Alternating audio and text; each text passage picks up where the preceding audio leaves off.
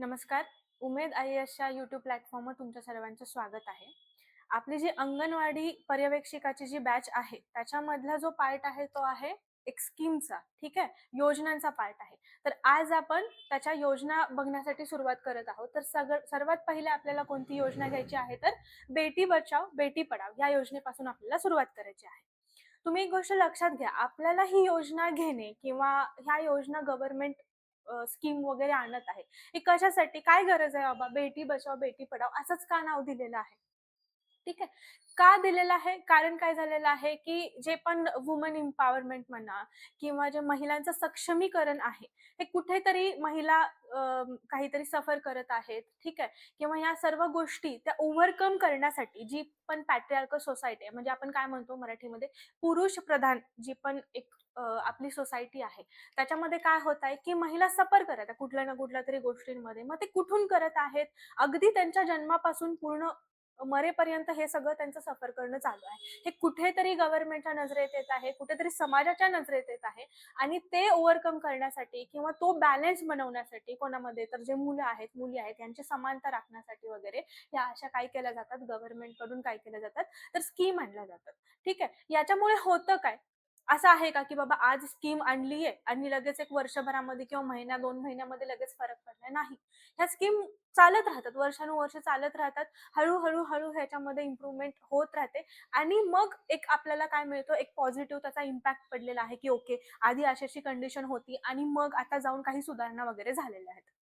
तुम्ही लक्षात घ्या, मोस्टली ह्या सर्व ज्या स्कीम आहेत त्या महिला, लहान मुलं ह्यांच्या रिलेटेड का असतात जेव्हा पण ह्या येणार आहेत? कारण एक तो व्हल्नरेबल एक पार्ट आहे आपल्या सोसायटीमधला, जो सफर करत आहे. त्यांच्याबद्दल विचार करणे किंवा त्यांचा एक विचार करणे, की बाबा हां, यांना पण सोसायटीमध्ये यांचा एक्झिस्टन्स आहे आणि आपल्याला उद्या जाऊन एक त्यांच्याबद्दल विचार करायचा आहे. त्यांची ग्रोथ हे बरेच वेळेस मॅटर नाही केले जातात, की ठीक आहे, घरी अशा-अशा गोष्टी आहेत. एक घरी जो पण काय असतो आपला पुरुष असतो किंवा एक पुरुष प्रधान सोसायटीमध्ये, की एक व्यक्ती सांगत आहे किंवा वडील सांगत आहेत, भाऊ सांगत आहे आणि मग ते मुलींना ऐकावं लागत आहे. ह्या गोष्टी बरेच वेळेस दिसून आलेल्या आहेत किंवा मग त्यांच्या शिक्षणाच्या गोष्टी म्हणा, की बाबा हां, थोडे वर्ष शिकवलं आणि मग सोडून दिलं. शिक्षण सोडून दिलेलं आहे. ठीक आहे. मग आता हे जे अर्धवट शिक्षण राहिलं, मग लग्न लावून दिलं. मग तिचा नवरा तिला शिकवेल पण की नाही मग म्हणजे जे रोजगार वगैरे असतात त्या रोजगारावरती पाठवेल. हे बऱ्याच साऱ्या गोष्टी ज्या आहेत त्या ओव्हरकम करण्यासाठी गव्हर्नमेंट काय करतं, बेटी बचाओ, बेटी पढाओ अशा टाइप काय करणं म्हणजे ह्या ज्या स्कीम असतात त्या स्कीम लॉन्च केल्या जातात. ठीक आहे. तर आपण पूर्ण डिटेलमध्ये बघू ही बेटी बचाओ, बेटी पढाओ ही जी स्कीम आहे ती काय आहे? त्याच्यावरती क्वेशन कुठे-कुठे येऊ शकतात, ह्याचा पूर्ण डिटेलमध्ये आपण स्टडी करू. सर्वात पहिले बघा, बेटी बचाओ, बेटी पढाओ अभियान. आता हे कशाच्या बेसवरती सुरू केलेलं आहे? तर 2011च्या जनगणनेनुसार आपल्याला काय कळालेलं आहे, की बाललिंग गुणोत्तर म्हणजेच काय, की 0 पासून एक 6 वर्षापर्यंत काय झालेलं आहे, की मुलींची संख्या किती आहे 1000 मुलांच्या मागे. हे 2011च्या जनगणनेनुसार किती आढळून आलेलं आहे किंवा किती दिसलेलं आहे? 918 दिसलेलं आहे. बरोबर आहे? आता ही स्कीम इथे लॉन्च करणे आणि ह्याचं कारण काय, की 2011 ला किती आहे? 918. 1000 मुलांच्या मागे कमीच आहे. बरोबर आहे? उद्या उठून ती मुलं मोठी वगैरे होणार. मग परत ह्या सगळ्या गोष्टी येणार आहेत. आता 1961 ची जी जनगणना झाली होती, त्या जनगणनेमध्ये बाललिंग गुणोत्तर जे आहे, ते किती आढळून आलं होतं? 947. बरोबर आहे. विचार करा तुम्ही 1961 ला किती आहे? 947 आहे. आणि 2011 ला किती आलेलं आहे? तर 918 पर्यंत आलेलं आहे. मग तुम्ही विचार करा, आपली प्रगती झालेली आहे मुलींना घेऊन, महिलांना घेऊन की अधोगती झालेली आहे? प्रगती तर झालेली दिसूनच येत नाहीये. का? कारण हा नंबर काय झालेला आहे? कमी झालेला आहे. बरोबर आहे ना? आता इथे बघा बाललिंग गुणोत्तर हे कळण्याआधी तुम्ही लिंग गुणोत्तर काय आहे समजून घ्या. लिंग गुणोत्तर म्हणजे काय? तर सेक्स रेशो. ठीक आहे. सेक्स रेशो म्हणजे काय असतो?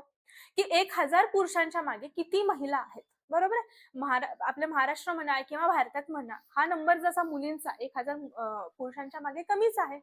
बरोबर आहे. पण प्रत्येक कंट्रीमध्ये किंवा प्रत्येक स्टेटमध्ये हा अशाच पद्धतीने काउंट केला जातो का? नाही.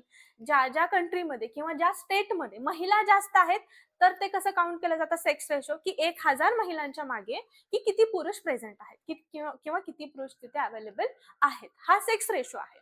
तर इथे लक्षात घ्या, इथे काय दिलेलं आहे, बाल लिंग गुणोत्तर म्हणजेच काय, 0 पासून 6 वर्षापर्यंत किती लहान मुली प्रेझेंट आहेत 1000 मुलांच्या मागे. ठीक आहे, हे लक्षात घ्या. आता तुम्ही एक गोष्ट बघा, इथं किती सांगितलं होतं मी, 918 बरोबर आहे, आणि 1961 च्या वेळेस किती होतं, तर 947 होतं. तर हा नंबर कमी झाला. म्हणजे फक्त आता नंबरवरून हे स्कीम काढलेली आहे का? नाही, ऑफकोर्स नंबरवरून स्कीम काढलेली नाहीये. नंबर आहेत, ठीक आहे, किंवा त्यांचं राहणीमान म्हणा मुलींचं, त्यांची हेल्थ, ह्या सर्व गोष्टी म्हणजे आपण काय म्हणू शकतो, की एक मल्टी डायमेन्शनल किंवा एक होलिस्टिकली अप्रोच, की बाबा एक व्यक्ती आहे तर तिच्या आजूबाजूला कुठल्या गोष्टी होत आहेत हे सर्व. तसं एक महिला आहे किंवा महिलांना कन्सिडर केलं तर त्या कशामुळे होत आहेत, त्यांची जी पण ही ग्रोथ आहे ती कमी होत आहे किंवा त्यांची प्रगती होत नाहीये, कशामुळे होत नाहीये, मग त्यांची हेल्थ असेल, त्यांचं शिक्षण असेल, ठीक आहे, किंवा समाजात असलेलं त्यांचं स्थान, ह्या सगळ्या गोष्टींचा विचार करून काय केलेलं आहे, ही बेटी बचाव बेटी पढाव ही काय केलेली आहे, ही योजना राबवलेली आहे गव्हर्नमेंट कडून. आता हे जर लक्षात घ्या, याचं पूर्णपणे जे फंडिंग असतं ते सेंट्रल गव्हर्नमेंट करतं. 100% जे अनुदान दिलं जातं ते कोण करणार आहे, तर सेंट्रल गव्हर्नमेंट करतं. परत एक गोष्ट आहे की इथे महत्वाचे हायलाइट करून घ्या, डीबीटी हे तर तुम्हाला ऐकून माहिती असेल. आता सध्याच्या ह्याच्यामध्ये हे डीबीटी वर्ड सर्वांना कळलेलं आहे. म्हणजे अगदी जे शिकलेले आहेत किंवा शिकलेले नाही, सर्वांना लहान मुलांच्या पासून हा डीबीटी वर्ड कळलेला आहे. म्हणजेच काय, डायरेक्ट बेनिफिट ट्रान्सफर.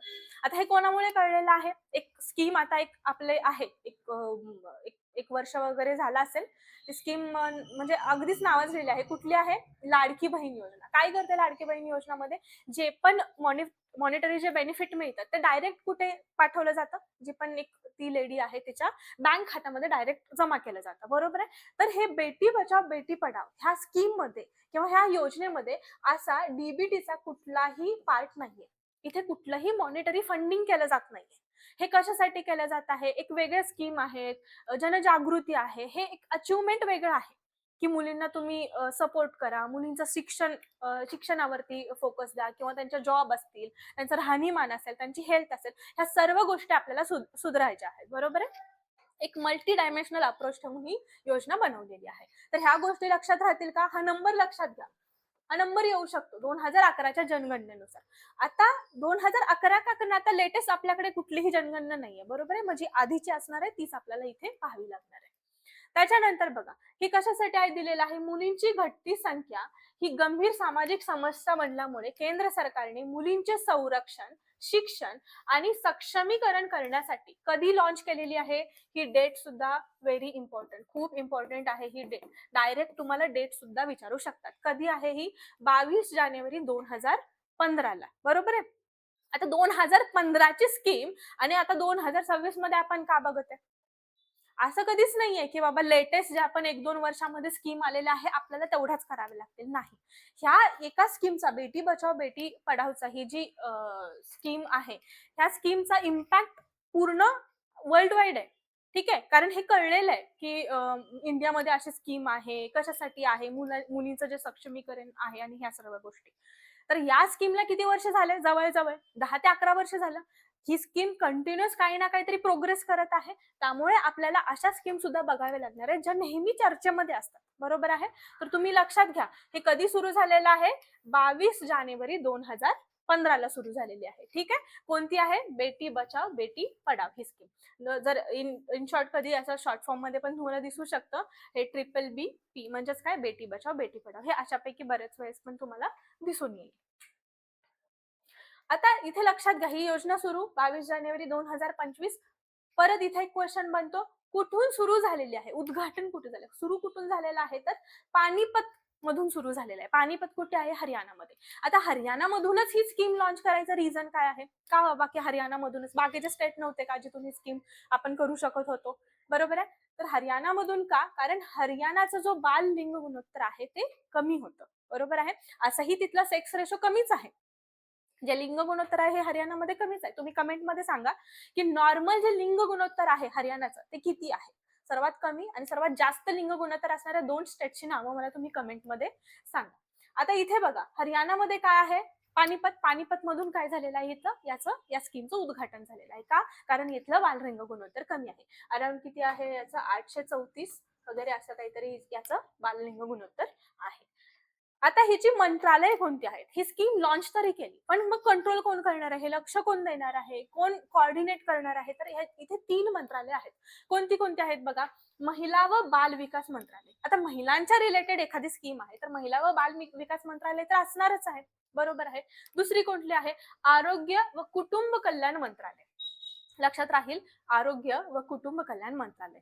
आणि तिसरी कोणती आहे, तर शिक्षण मंत्रालय, जी आधी काही त्याचं नाव होतं मानव संसाधन विकास मंत्रालय. 3 मंत्रालय आहेत. हे सुद्धा तुम्हाला विचारलं जाऊ शकतं. ऑप्शनला हे सुद्धा दिलं जाऊ शकतं, की कोणतं मंत्रालय नाहीये. या तिघांची नावं दिली जातील आणि अजून एखादं नाव दिलं जाऊ शकेल. असेही क्वेश्चन येऊ शकतात. तर काय आहे, प्रमुख मंत्रालय कोणती आहेत? महिला व बाल विकास मंत्रालय, आरोग्य व कुटुंब कल्याण मंत्रालय, शिक्षण मंत्रालय. ठीक आहे? ही मंत्रालयाची नावं आणि हे त्याचं स्थान, म्हणजे कुठे उद्घाटन कुठे झालं आणि त्याची तारीख इम्पॉर्टंट आहे. त्यानंतर लक्षात घ्या, योजनेची प्रमुख उद्दिष्ट काय आहेत, मेन की कशाचं आहे, ऑब्जेक्टिव्ह काय आहे, की ही योजना बनवलीच कशासाठी आहे. बघा इथे मुलींचे जन्मदर म्हणजे काय, चाइल्ड सेक्स रेशो, म्हणजे बाल लिंग गुणोत्तर जे आहे, चाइल्ड सेक्स रेशो आपल्याला काय करायचं आहे, वाढवायचं. मुलींचे जास्तीत जास्त जन्म झाला पाहिजे. त्याच्यानंतर दुसरं काय आहे, स्त्री भ्रूण हत्या व लिंग निवड, हा मेन गोष्ट आहे. हे जर आपण रोखू शकलो, स्त्री भ्रूण हत्या, तर आपण मुलींचा जन्मदर सुद्धा वाढवू शकतो. ठीक आहे. स्त्री भ्रूण हत्या बघा, बरेच वेळेस आधी काय होतं, आता ह्या गोष्टी बंद केलेल्या आहेत. आता हे वेगवेगळे रूल्स वगैरे आलेले आहेत. ठीक आहे. किंवा मग आपण असं म्हणू शकतो, की पनिशमेंट दिली जाते. पनिशमेंट म्हणजे त्यांच्यावरती कारवाई वगैरे केली जाते, जर ह्या गोष्टी आढळून आल्या तर. तुम्ही बघा, एक लक्ष द्या, स्त्री भ्रूण हत्या. मला आठवते मी जेव्हा शाळेमध्ये होते त्यावेळी असे स्त्री भ्रूण हत्या आणि ह्याच्या आमचे पेंटिंगचे वगैरे असे कॉम्पिटिशन ठेवायचे. काय ठेवायचे? मी शाळेमध्ये होते, मला काय कळत होतं. पण तरीही मला तेव्हा कळायचं की नाही, जेव्हा आईच्या जे पोटामध्ये जेव्हा ते मुलगी आहे हे कळल्यानंतर काय केलं जातं, बऱ्याच वेळेस ते अबॉर्शन वगैरे केलं जातं. म्हणजे ते बेबी नको आहे, ते बाळ नको आहे, जी मुलगी आहे लहान ती नको आहे, ते पोटातच त्या बाळाला मारून टाकणे. ह्या गोष्टी अव्हॉइड करण्यासाठी काय करायचे, मग असे स्कूलमध्ये वगैरे असे अवेअरनेसचे असे कॅम्पेन वगैरे भरले जायचे. पेंटिंग मधून का असेना, मी स्वतः ते स्त्री भ्रूण हत्याची पेंटिंग वगैरे काढले, मला अजूनही आठवतं. तर आता काय आहे, हे कशासाठी, तुम्ही लक्षात घ्या, इथं काय सांगितलेलं आहे आपल्याला, पुरुष प्रधान आपली काय आहे, ही जी सोसायटी आहे ती पुरुष प्रधान आहे. त्यामुळे मुलगा हवा, वंशाचा दिवा हवा, ह्या सर्व गोष्टी होतात. तुम्ही एक विचार करा, हे जो वंशाचा दिवा किंवा जो मुलगा आहे, यांचं अस्तित्वच कोणामुळे आहे? एका मुलगीमुळेच आहे ना, बरोबर आहे. ती जर मुलगी नाहीये, त्याची जर आई नाहीये, तर त्याचं अस्तित्व असेल का? मग याचा कुठेतरी लोकांना विसर पडत होता, की नाही, नाही, आम्हाला मुलगाच हवा, आम्हाला मुलगाच हवा. आणि नंतर काय? नंतर मुलांना लग्नाला मुलीच नाही मिळत आहेत. मग तुम्ही लहान असतानाच जर मुलींना मारून टाकलं, तर नंतर उद्या उठून मुलांना कसे मिळतील लग्नासाठी मुली? बरोबर आहे ना? मग कशीही असेल, चालेल आम्हाला. ह्या सर्व गोष्टी पुढे होतात. कधी? जेव्हा मग मुलाच्या लग्नाच्या वगैरे गोष्टी होतात. आता याच्यामध्ये एक गोष्ट हायलाइट काय करायची, आपण कधी ना कधी म्हणजे स्वतः असेल किंवा मग आपल्या आजूबाजूला असेल, की आपण हे अनुभवलंय, की मुलगी झाली म्हटल्यानंतर मग रिलेटिव्हज वगैरे किंवा मग सासू-सासरे असतील एखाद्या मुलीचे, मग तोंड वगैरेच पाडून बसणे. हे एक कुठेतरी एक म्हणजे लिटरली हे एक थोडीशी किळसवाणी गोष्ट आहे, की कशासाठी ह्या गोष्टी? छान सपोर्ट करा, छान राहा, मुलींना सपोर्ट करा.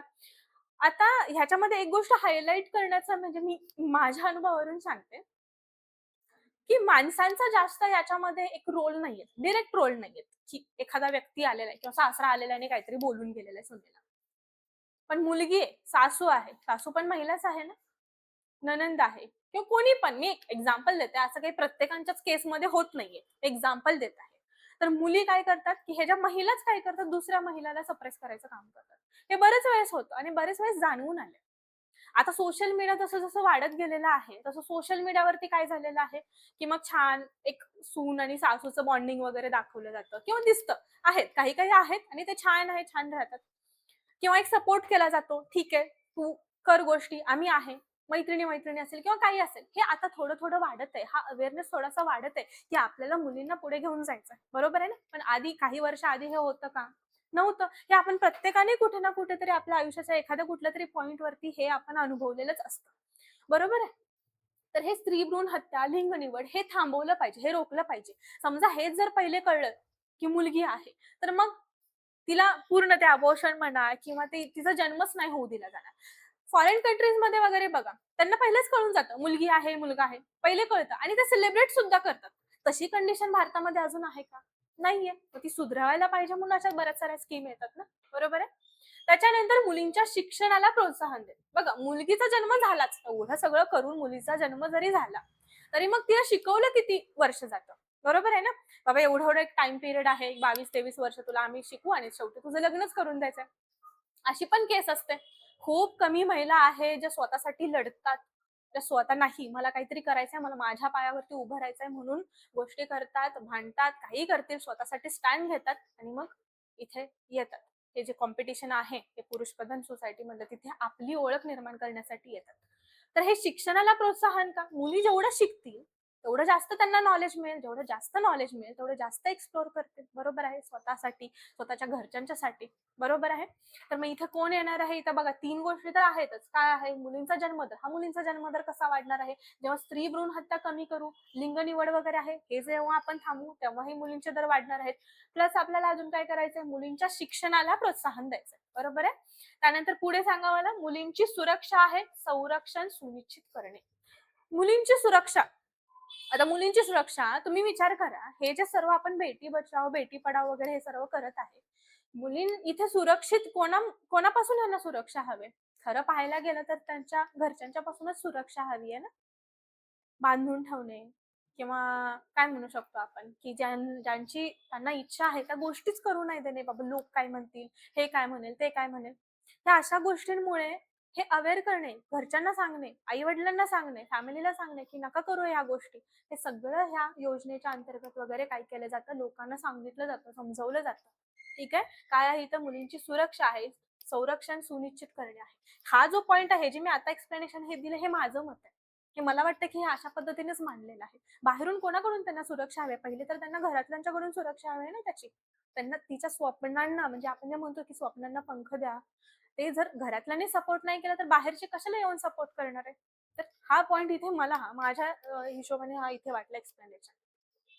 नेक्स्ट बघा पुढे काय सांगितलेलं आहे, योजनेची प्रमुख उद्दिष्टे. आता प्रमुख उद्दिष्ट म्हणजे सेमच आपण जे मगाशी बघितलं त्याच्यात मधलंच आहे. मुलींना समान संधी मिळाली पाहिजे.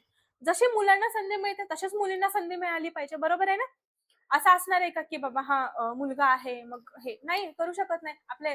कुठला आता तुम्ही आर्टिकलचं नाव सुद्धा मला सांगा, की एका सेम जे काम मुलगा करत आहे तेच काम जर एखादी मुलगी करत आहे तर त्यांना पेमेंट सुद्धा आपल्याला तेवढंच द्यावं लागतं जेवढं एका मुलाला देतो. तुम्ही मला आर्टिकल कमेंट मध्ये सांगा कोणतं आहे. ठीक आहे. त्यानंतर काय इथे सांगितलंय, समाजात मुलींबाबत सकारात्मक दृष्टिकोन. विचार करा, एक मुलगी, एक आई आपलं पुढचं जे आहे जनरेशन ती पुढे घेऊन जाते आणि आपण तिलाच असं सप्रेस करायचं काम करतो. ठीक आहे. तिचाच विचार नाही करत. कंटिन्यू तू काहीतरी काम करत असते, काम करत. आपण एवढं सगळं काम करतो, बाहेरून आलेले जे लोक आहेत, एवढं सगळं काम करतो आणि घरी जाऊन झोपतो, की नाही मी आज खूप काम केलं. पण आई तर दिवसभर काम करत आहे ना, मग तिचा विचार कोण करणार? किंवा एक महिला आहे, ती घर काम करत आहे, पाणी आणायला इकडे-तिकडे, ह्या सर्व गोष्टी हे दिसलेलं आहे. असं एका गोष्टींमुळे अशा योजना वगैरे बनलेल्या नाहीयेत. मल्टिपल असणार आहेत याला रिझन आणि म्हणून मग काय केलेलं आहे हे अशा योजनांच्या अंतर्गत काय केलं जातं, की जनजागृती वगैरे केली जाते. आता हे जे अभियान वगैरे आहे, हे कशासाठी करायचं आहे तर आपण बघितलं त्याची उद्दिष्टे वगैरे काय आहे. तर जनजागृती मोहीम करावी लागेल ना, सांगावं लागेल लोकांना जाऊन, की ही गोष्ट अशी आहे, तुम्ही अशा पद्धतीनं करा, ही गोष्ट चुकीची आहे, हे लोकांना जाऊन सांगावं लागेल. जोपर्यंत आपण लोकांपर्यंत पोहोचणारच नाही, मग ही अशा पेपरवरती योजना करून काही फायदा आहे का? नाहीये, बरोबर आहे. त्याच्यानंतर जन्म नोंदणीला प्रोत्साहन देणे. जन्म नोंदणीला प्रोत्साहन देणे म्हणजे आपल्याला जर समजलं की ओके मुलींची एवढी एवढी नोंदणी झालेली आहे, मुलांची एवढी एवढी नोंदणी झालेली आहे, हा डेटा आपल्याला कशासाठी लागतो, की आपण किती इम्प्रुव्हमेंट केलेली आहे, किती इम्प्रुव्हमेंट केलेली नाहीये, किंवा काही फायदा होत आहे की नाही या स्कीमचा वगैरे. त्याच्यासाठी काय आहे हे जन्म नोंदणी प्रोत्साहन. त्याच्यानंतर मुलींच्या शालेय शिक्षणात वाढ.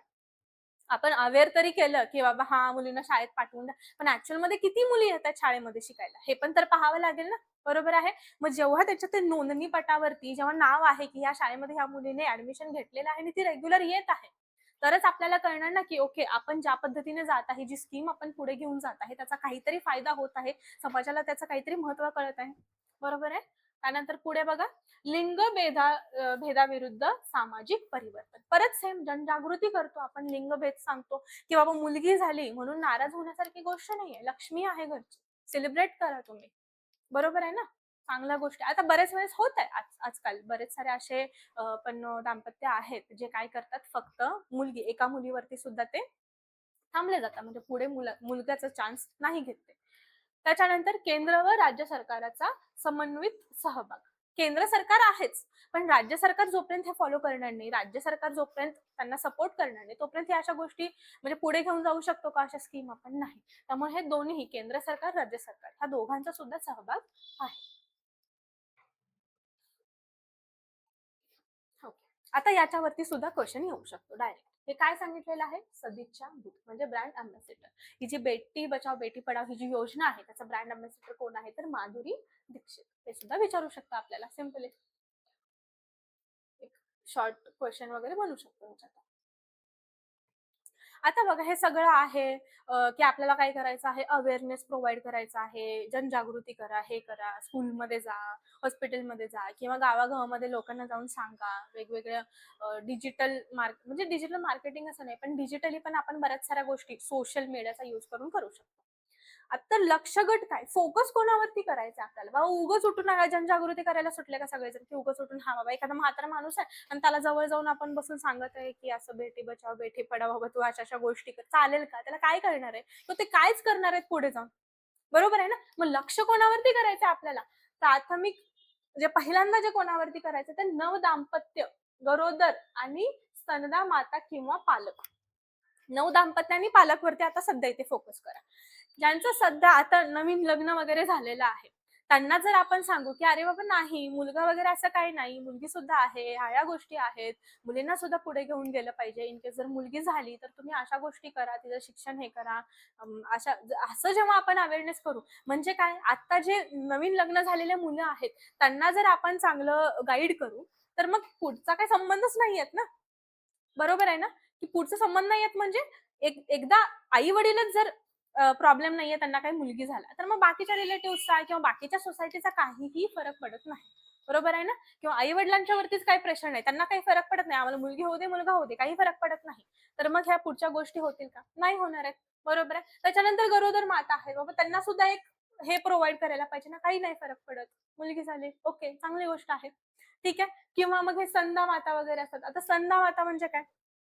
यांच्यामध्ये काय असू शकतं, की ठीक आहे, आता एखादी समजा मुलगी झालेली आहे, तर मग उद्या उठून मुलासाठी चान्स घेतलाच पाहिजे, नाही घेतला पाहिजे. हे जे आहेत, हे जे व्हल्नरेबल आहेत ना, आता ह्यांना कळलं पाहिजे, समजलं पाहिजे यांना, की मुलगी, मुलगा दोघेही समान आहेत, त्यांच्यासाठी आपल्याला काम करायचं आहे. तर मग हे काय आहेत, आपल्या प्राथमिक वरती येणार आहेत. त्याच्यानंतर द्वितीय मध्ये कोण येणार आहे? द्वितीय लक्षगट मध्ये कोण येणार आहेत? तरुण, किशोरवयीन, सासू-सासरे. आता सासू-सासरे आणि इथं आई-वडील सुद्धा, फक्त काय सासू-सासरेच नसणार, आई-वडील सुद्धा इथं मेन्शन करायचं. डॉक्टर आहेत आणि इतर बरेच सारे जे डायग्नोस्टिक सेंटर वगैरे असतात, सोनोग्राफी वगैरे केली जाते, हे सर्व कुठे येणार आहे? तिथे द्वितीय मध्ये येणार. बरोबर आहे ना? बघा तुम्ही तरुण आणि किशोरवयीन, तुम्हाला आठवतंय मी थोडा वेळ आधीच सांगितलं होतं, की मी जेव्हा शाळेमध्ये होते, त्यावेळी ना हे स्त्री भ्रूण हत्या आणि असे वगैरे चित्राचे वगैरे अशा स्पर्धा वगैरे ठेवल्या जायच्या. बरोबर आहे ना? तर हे जे तरुण आणि किशोरवयीन तेव्हा जर त्या एजमध्ये जर त्यांना कळलं, की नाही मुलगा-मुलगी समान आहेत, मुलींवरती अशा-अशा गोष्टी होत आहेत, तर उद्या उठून आपल्याला समाजासाठी काहीतरी करायचं आहे. समाजात आपल्याला आवाज उठवायचा आहे, की ह्या गोष्टी चुकीच्या आहेत, तर त्या करू नका. त्या एजमध्ये जर त्यांना कळलं, जे किशोरवयीन वगैरे असतात, त्या एजमध्ये जर त्यांना समजलं, तर उद्या उठून प्रॉब्लेम होईल का सोसायटीला? नाही होणार. मग हा द्वितीय गट. सर्वात पहिले जो आहे तो आपण पाहिलेला, हा द्वितीयमध्ये येणार. सासू-सासरे, आई-वडील त्यांना सुद्धा सांगणं खूप गरजेचं आहे. कळतं का? हे सुद्धा त्यांना सांगितल्यानंतरच काय होतं, एक फॅमिली मधलं ॲटमॉस्फिअर चांगलं राहतं. बरोबर आहे ना? म्हणजे ते मुलीच्या शिक्षणासाठी म्हणा, त्याच्या ग्रोथसाठी म्हणा. आणि त्याच्यानंतर मग इतर म्हणजे कोण येणार आहेत? जे सोनोग्राफी किंवा जे डायग्नोस्टिक सेंटर वगैरे असतात. मग त्यांना सुद्धा स्ट्रिक्टली सांगितलं जातं, की हे जे लिंग जे आहे ते नाही सांगितलं पाहिजे किंवा मग त्यांच्यावरती कारवाई केली जाईल. अशा बऱ्याच साऱ्या गोष्टी कुठे येणार आहे तर सेकंड म्हणजे द्वितीय याच्यामध्ये येणार आहे लक्ष गटमध्ये. आणि तृतीयमध्ये काय येतं, कार्यालयीन अधिकारी आहेत किंवा गैरसरकारी संस्था. म्हणजे ह्या मोस्टली गैरसरकारी संस्था वगैरे हे कशाचं काम करतात? अवेअरनेसचं. हे जनजागृतीमध्ये जातात. हे वेगवेगळ्या ठिकाणी जाणार, वेगवेगळ्या लोकांना भेटणार आणि मग ती जनजागृती करणार. हे तृतीयमध्ये येणार. बरोबर आहे. लक्ष्य गट समजलेले आहेत. प्राथमिकमध्ये कोण आहे, द्वितीयमध्ये कोण आहे आणि तृतीयमध्ये कोण आहे. आता त्याच्यानंतर हे सगळं अवेअरनेस झालं, सर्व गोष्टी झाल्या, स्कीम सुद्धा ठरली, कुठून लॉन्च झाली, काय झालं, हे सगळं आहे. पण आपल्याला काय बघायचं की याचं कार्यक्षेत्र काय आहे, कुठे लॉन्च केली, कुठे कुठे किती फायदा झाला, हे सर्व आपल्याला बघायचं. सर्वात पहिले जी बेटी बचाव बेटी पढाव ही जी आहे ती पहिले सगळ्यात 100 जिल्ह्यांमध्ये काय केली होती, राबवली गेली होती. असं आहे का की बाबा सेंट्रल गव्हर्नमेंटने सुरू केली म्हणजे अख्ख्या भारतामध्ये सगळ्या जिल्ह्यांमध्ये सुरू केली नाही. सर्वात पहिले 100 जिल्ह्यांमध्ये सुरू केली. कुठले 100 जिल्हे ज्यांच्यामध्ये हे बाललिंग गुणोत्तर कसं आहे, कमी आहे, असे 100 जिल्हे सिलेक्ट केले आणि मग त्या 100 जिल्ह्यांमध्ये काय केलेलं आहे, सर्वात पहिले ही स्कीम काय केलेली आहे, लॉन्च केलेली आहे किंवा त्याच्यावरती काम करायला सुरू केलेलं आहे. आता याच्यामध्ये काय येतं, फोकस्ड इंटरव्हेन्शन आहे आणि मल्टी सेक्टरल ऍक्शन आहे. मल्टी सेक्टरल ऍक्शन म्हणजे काय, की एकच रिझन नाहीये ना, मुली सप्रेस होत आहेत, मुलींची जी पण अधोगती होत आहे त्याला एक रिझन आहे का, नाही. मग हे सगळं ओळखून मल्टी सेक्टरल किंवा होलिस्टिकली अप्रोच ठेवून काय केलेलं आहे, ही स्कीम लॉन्च केलेली आहे किंवा ह्या स्कीमची अंमलबजावणी सुरू केलेली आहे. आता जे 100 जिल्हे निवडले होते त्या 100 जिल्ह्यांमध्ये 87 जे आहेत, 87 जे जिल्हे आहेत त्यांच्यामध्ये बाललिंग गुणोत्तर किती आहे, तर कमी आहे. त्यांना सिलेक्ट केलं. हे तर किती सांगितलेलं आहे, 918 पेक्षा. बरोबर आहे. बाललिंग गुणोत्तर कमी. हे 918 काय आहे, आपलं इंडियाचं आहे ना, सरासरी आहे. त्याच्यापेक्षा कमी असलेले 87 जे डिस्ट्रिक्ट आहेत, ते डिस्ट्रिक्ट काय केले, सिलेक्ट केले. त्याच्यानंतर 8 जे जिल्हे आहेत किंवा 8 डिस्ट्रिक्ट जे आहेत ते कशाच्या रिलेटेड आहेत, त्यांची सरासरी जास्त आहे, पण त्यांच्यामध्ये काय होत आहे, घट होत आहे. 918 पेक्षा जास्त आहे सरासरी, पण हळूहळू घट दिसत आहे. तर असे 8 जिल्हे काय केले, सिलेक्ट केले आणि 5 जिल्हे असे होते, हे 5 जिल्हे म्हणजे कसे, की सरासरी जास्त आहे आणि घटत पण नव्हती, पण एक प्रायोगिक की बाबा हा आपण करून बघू की कशा पद्धतीने वर्क होत आहे, ह्या उद्देश म्हणजे हे एक हेतू ठेवून काय केलेलं आहे, इथं 5 जिल्हे सिलेक्ट केलेले आहेत. पण सर्वात जास्त कुठले जिल्हे आहेत, इथं काय सांगितलं, 87 जे डिस्ट्रिक्ट आहेत ते कुठले आहेत सर्वात जास्त, की ज्यांची सरासरी इथं काय दिलेलं आहे, 918 म्हणजे जे आपलं भारताचं जे बाललिंग गुणोत्तर आहे त्याच्यापेक्षा कमी आहे. बरोबर आहे. ते कुठे किती जिल्हे आहेत, तर 87. आता एवढं डिटेल मध्ये विचारतील का, तर नाही विचारणार एवढं डिटेल की 87 काय 8 हे नाही विचारणार.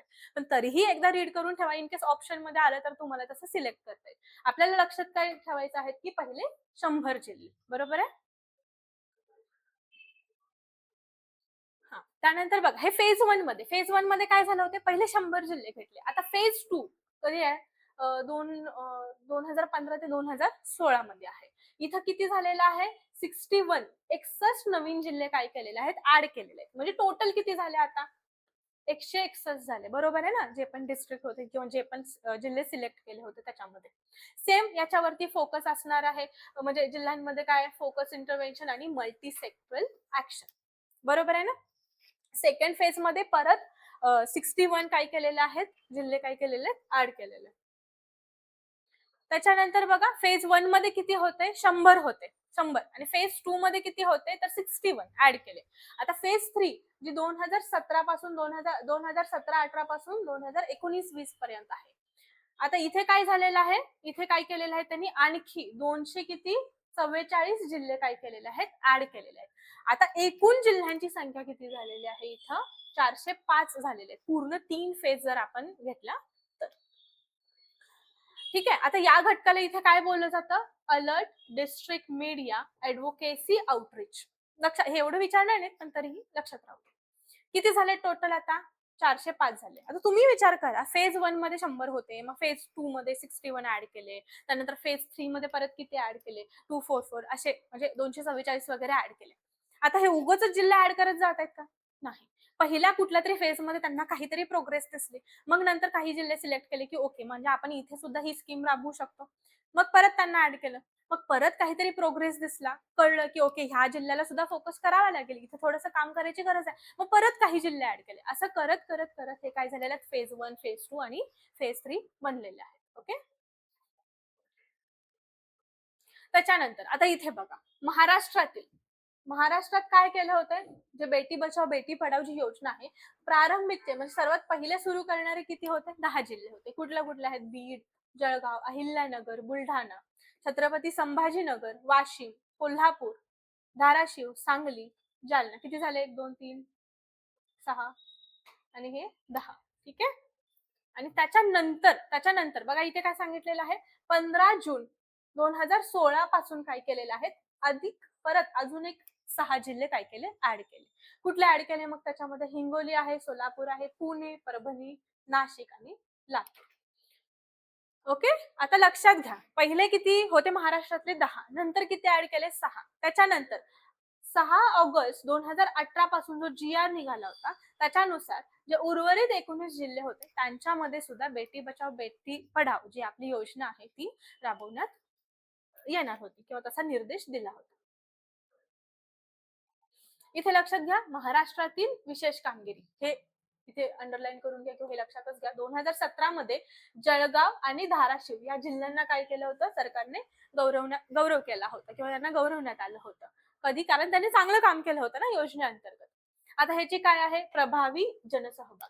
लोकांना अवेअर केलं, लोकांनी पार्टिसिपेशन दाखवलं, लोकांनी अजून काही लोकांना अवेअरनेस मध्ये इन्क्लूड करून घेतलं. त्याच्यानंतर काय येतं? PCPNDT कायद्याची प्रभावी अंमलबजावणी पण चांगल्या पद्धतीने होत होती. परत मुलींच्या शिक्षणासाठी विशेष उपक्रम. अवेअरनेस झाला, सर्व झालं, पण मुलींनी आलं पाहिजे, शाळेत बसलं पाहिजे, तिथं त्यांचं पार्टिसिपेशन हवं, त्याच्यासाठी वेगवेगळे उपक्रम राबवण्यात आले. दुसरं, हा गौरव महिला व बाल विकास मंत्रालय, भारत सरकार यांच्या मार्फत करण्यात आला. ओके. आता इथं तुम्हाला आठवा, 3 एजन्सी होत्या आपल्या. कुठल्या कुठल्या होत्या? महिला व बाल विकास मंत्रालय, त्याच्यानंतर कुठलं होतं? कुटुंब कल्याण एक मंत्रालय होतं आणि दुसरं होतं शिक्षण मंत्रालय. बरोबर आहे ना? आरोग्य आणि कुटुंब कल्याण आणि शिक्षण मंत्रालय. असं रिकॉल करत जा. मी फक्तच वाचत आहे आणि मला रिकॉलच नाही होत आहे. जिथे जिथे तो गोष्ट आलेला आहे रिकॉल करत जा की ओके मग त्याची सुरुवात कधी झाली, हे कधी झालं. असं जेव्हा जेव्हा अभ्यास करत असता त्यावेळी ते रिकॉल होणं पण गरजेचं आहे. त्याच्यानंतर अभियानाची काय आहे तिथे उद्दिष्टे?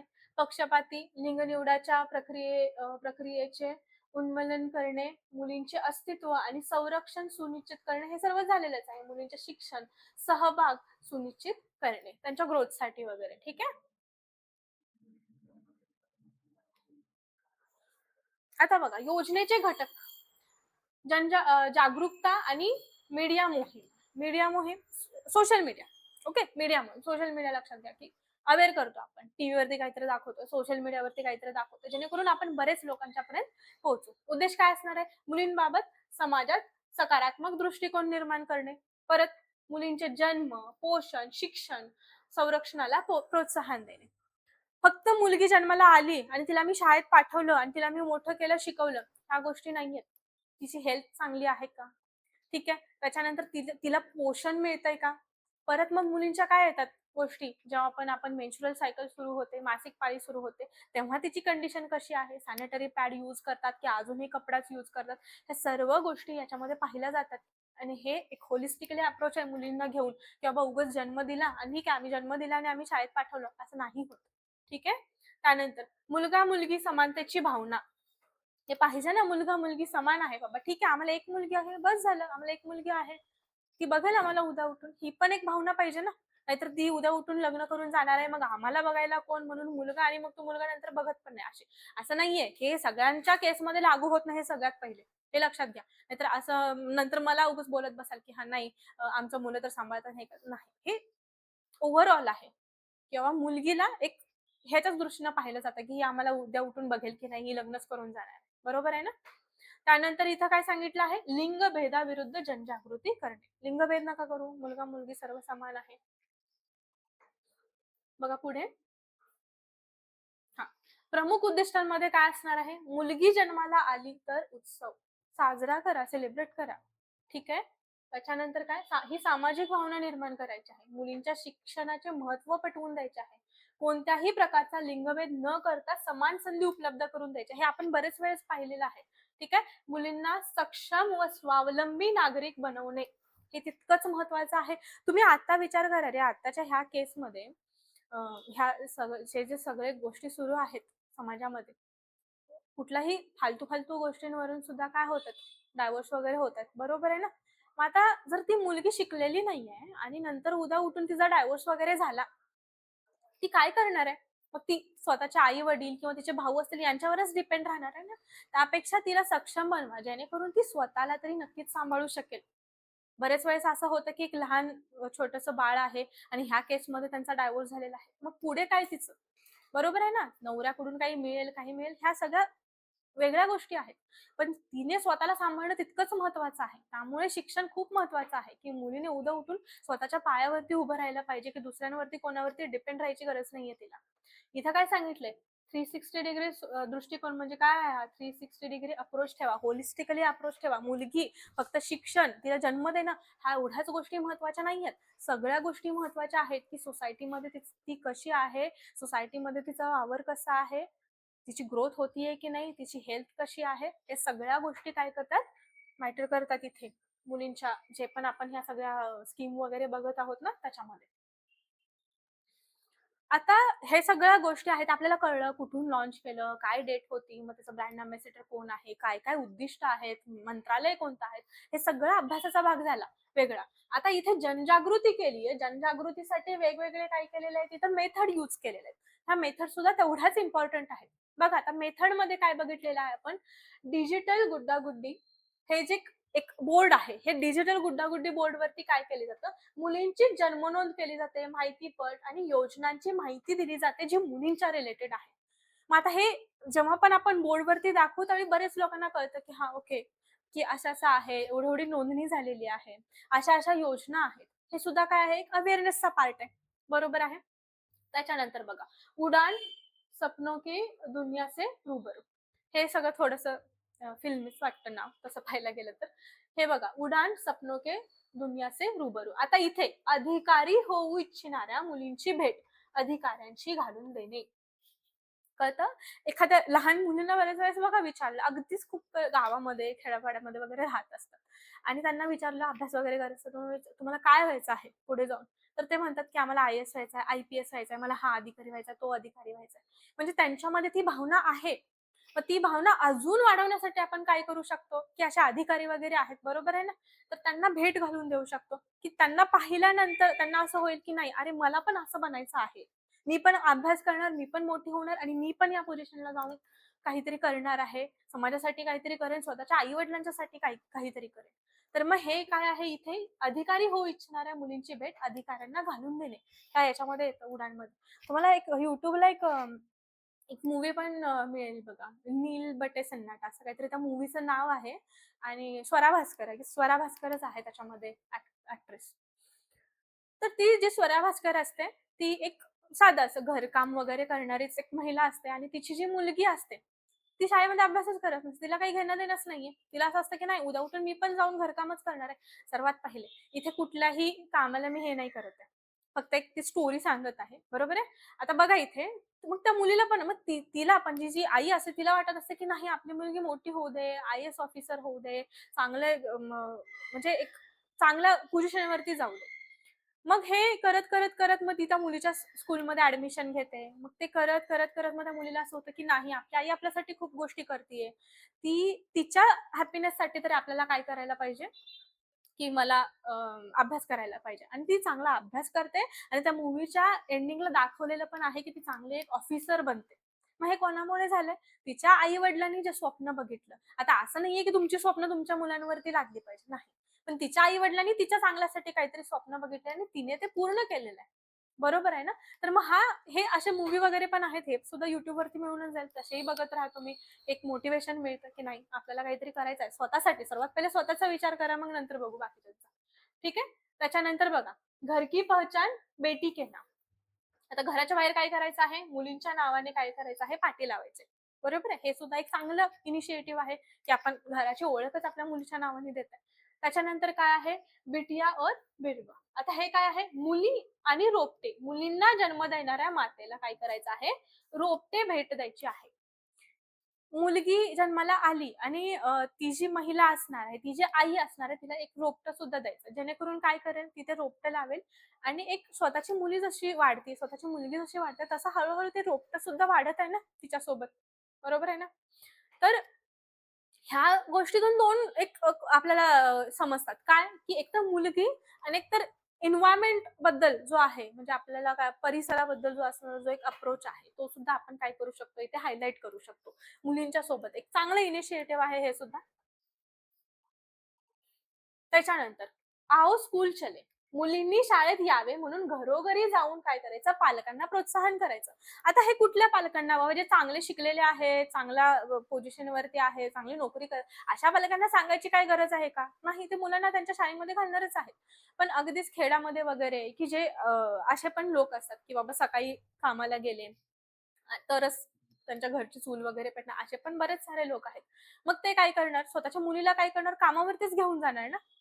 तर मग तिथे सुद्धा त्यांना सांगा, की नाही तिला शिकवा, अशा-अशा गोष्टी आहेत. असंही आपलं गव्हर्नमेंट त्यांना फ्रीमध्ये एज्युकेशन प्रोव्हाईड करतच. तर तेवढं द्या त्यांना. हे जे आहे हा अवेअरनेस काय करायचा, घरोघरी जाऊन काय करायचं आहे, तर पालकांना द्यायचं आहे. तर हे कोणाच्या अंडर येतं, आओ स्कूल चले. त्यानंतर येतं पिंक कार्ड. तर आता पिंक कार्डमध्ये काय असतं, कमी बाललिंग गुणोत्तर असणाऱ्या खेड्यात पिंक कार्ड धारकांना जन्म नोंदणी, विवाह नोंदणी सारख्या वेगवेगळ्या काय केल्या जातात, सुविधा प्रोव्हाईड केल्या जातात. आता हे तर इन जनरल आहेच, पण काही अशा स्टेट वाईज पण काही असं इनिशिएटिव्ह आहे याच्या अंडर. बघा डॉटर्स क्लब आहे. डॉटर्स क्लब कुठे आहे इथे? मध्य प्रदेशमध्ये आहे, होशंगाबादमध्ये. तिथे परत हे अवेअरनेस वगैरे आणि हेच मुलींच्या दृष्टीने विचार केला जातो, मुलींच्या ग्रोथसाठी वगैरे. त्याच्यानंतर उन्हा उत्कर्ष. उत्कर्ष म्हणजे काय येतं? त्यांची वाढ, भरभराट, ठीक आहे? त्यांचं काय म्हणू शकतो आपण? त्यांचं सक्षमीकरण करणे, ठीक आहे? हे उना कुठला आहे? हिमाचल प्रदेशमध्ये आहे. त्याच्यानंतर अडोलसंट गर्ल क्लब हा कुठे आहे? नागालँड. आता अडोलसंट गर्ल म्हणजे कुठला येणार आहेत? एक 10 वर्षापासून 19 वर्षापर्यंत, बरोबर आहे ना? अगदीच लहान-लहान म्हणजे अडोलसंट नसतात. किशोरवयीन मुली म्हणजे 10 ते 19 वर्षामध्ये येणार आहेत. त्याच्यानंतर उमंग एक पहल. आता हे काय आहे? झज्जर, हरियाणा इथे काय केलं जातं, सॅनिटरी नॅपकिन वगैरे, म्हणजे इथं त्यांच्या हेल्थशी कन्सर्न येतो. हेल्थ, त्यांची हेल्थ चांगली ठेवण्यासाठी. आणि इथं काय दिलेलं आहे, फुटबॉल, हे चुराचंदपूर, मणिपूर असे वेगवेगळे स्टेट वाईज सुद्धा काय आहेत, इनिशिएटिव्ह आहेत. इन जनरल तर आपण बघितलेल्याच आहेत, त्या सुद्धा तुम्ही लक्षात घेणं गरजेचं आहे. ओके. तर आज आपण काय बघितलेलं आहे, ही बेटी बचाओ बेटी पढाओचं काय बघितलेलं आहे. एक ही स्कीम आपण आजपासून सुरू केलेली आहे. अशा योजनांचे बरेच सारे व्हिडिओ आपल्या YouTube चॅनलवरती इथून पुढे येणारच आहेत. ठीक आहे. पण त्याच्या आधी एक बघा इकडे अंगणवाडी पर्यवेक्षिका भरती 2026 इथे आपण काय करत आहे, उमेद IAS काय करत आहे, इथे नारी शक्ती वंदना बॅच सुरू झालेली आहे. ठीक आहे. त्याच्या अंडरच आपल्याला ही योजनांची जे आहे ते YouTube व्हिडिओज आपण सुरू केलेले आहेत. प्रफुल्ल सर आहेत मार्गदर्शक आपल्याला, आणि जरी तुम्हाला काही याच्याबद्दल डिटेल इन्फॉर्मेशन हवी असेल तर तुम्ही उमेद IASच्या टीम सोबत कॉन्टॅक्ट करू शकता. धन्यवाद.